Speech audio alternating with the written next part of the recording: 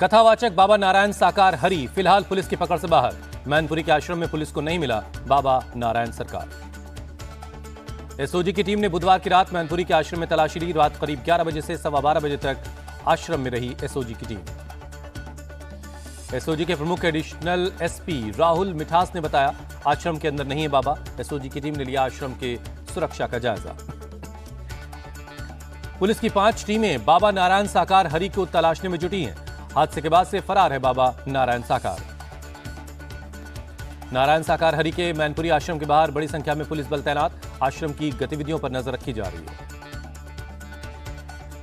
Police team ने बाबा की तलाश में बदायूं, फर्रुखाबाद, कासगंज में दबिश दी। 8 जगहों पर रेड की गई। हाथरस में हुए हादसे पर हाईकोर्ट के रिटायर्ड जज ब्रजेश कुमार श्रीवास्तव के नेतृत्व में 3 सदस्यों की न्यायिक जांच आयोग का गठन। 2 महीने के अंदर दाखिल करेंगे अपनी रिपोर्ट। हाथरस में भगदड़ पर सुप्रीम कोर्ट में जनहित याचिका दाखिल हुई। सुप्रीम कोर्ट के रिटायर्ड जज की निगरानी में 5 सदस्यों की एक्सपर्ट कमेटी से जांच करवाने की मांग।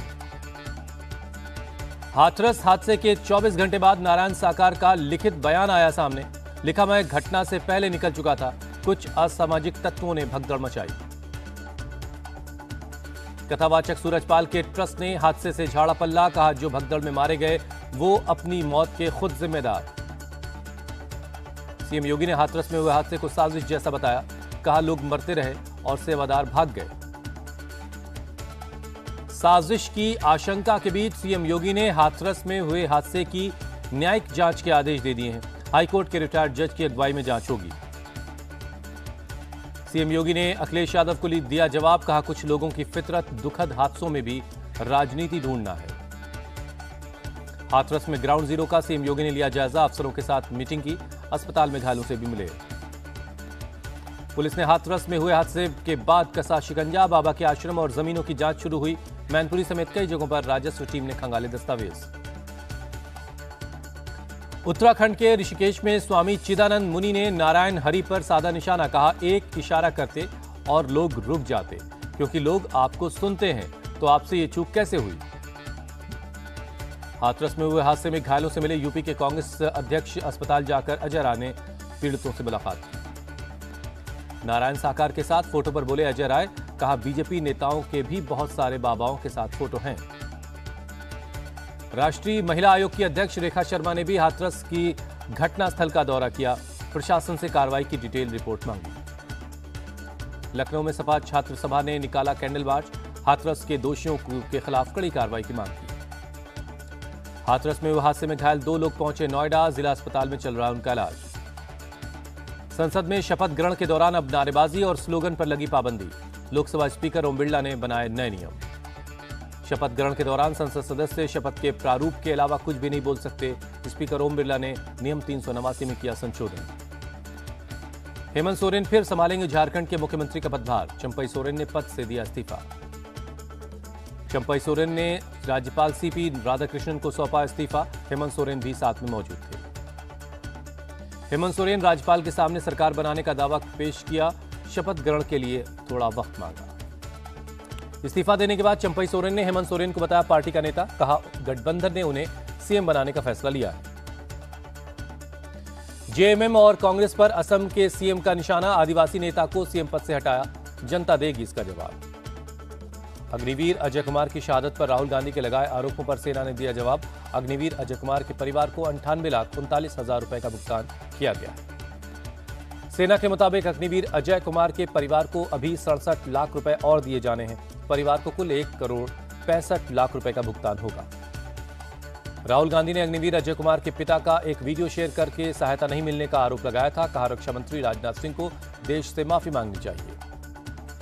हरियाणा के सिरसा में सीएम नायब सिंह सैनी ने राहुल गांधी पर साधा निशाना। कहा, राहुल गांधी को संविधान में कितने पेज है नहीं पता, लेकिन संविधान लेकर खड़े हो जाते हैं।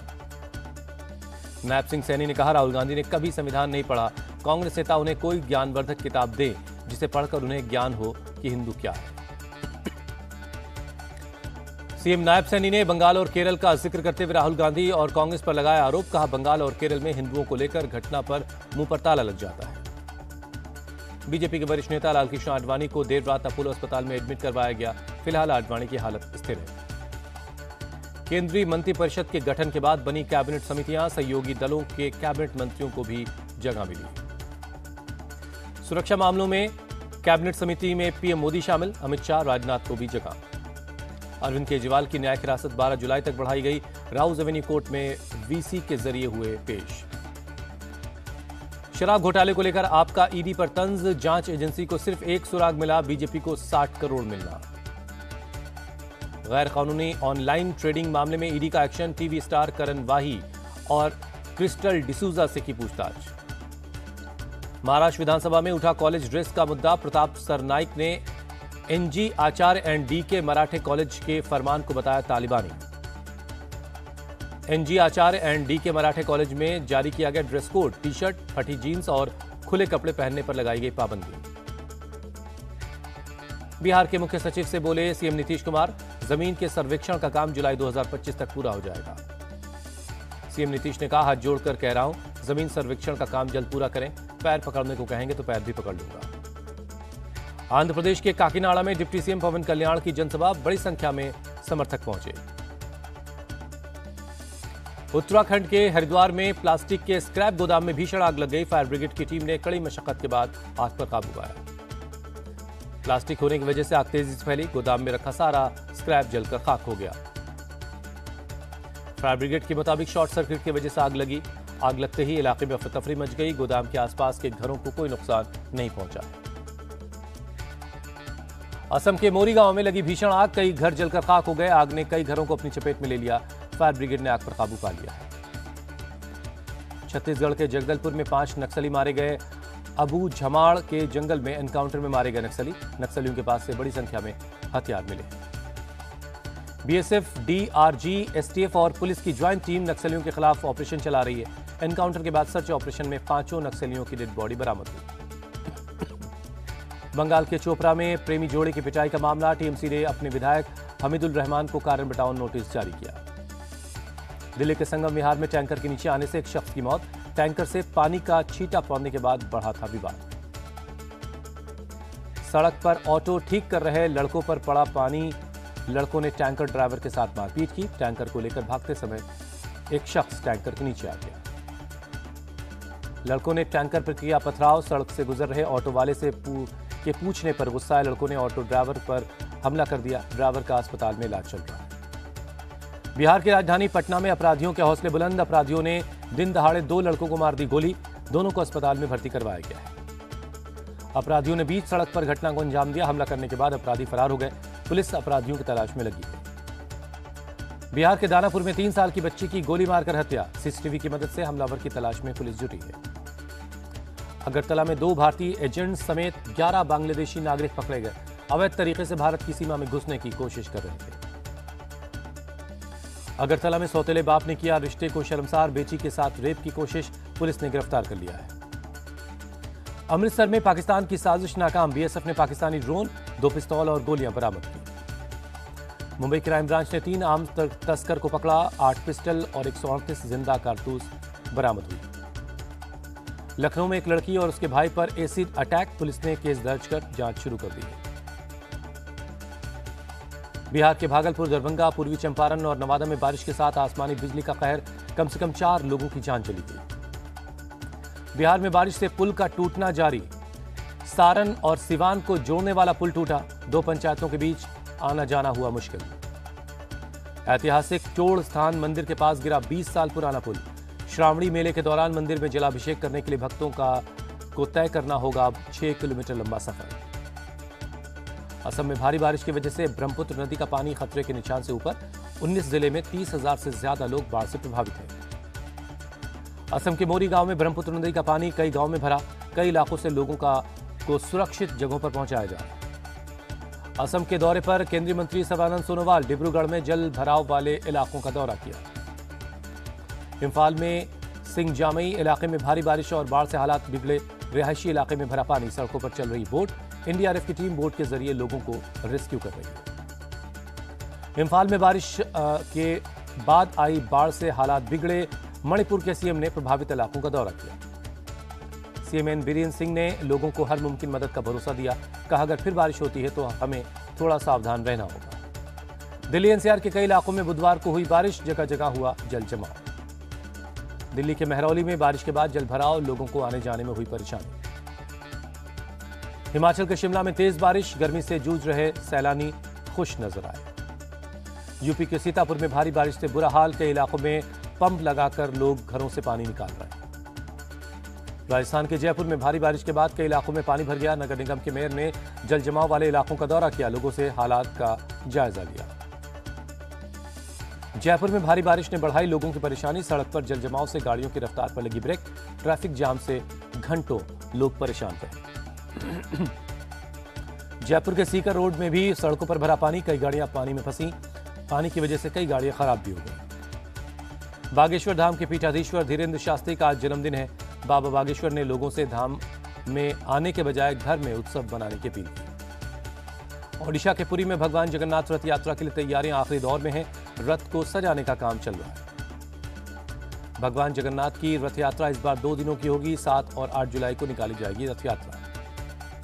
1971 के बाद दूसरी बार रथ यात्रा 2 दिनों की होगी। ओडिशा सरकार ने 2 दिनों की सरकारी छुट्टी का ऐलान किया। ब्रिटेन में आज आम चुनाव के लिए होगी वोटिंग। ऋषि सुनक का लेबर पार्टी नेता कीर स्टामर के साथ है कड़ा मुकाबला। आम चुनाव से पहले पीएम ऋषि सुनक हैम्पशायर के एक स्कूल पहुंचे, कहा कंजर्वेटिव पार्टी विपक्ष की लेबर पार्टी पर जीत हासिल करेगी।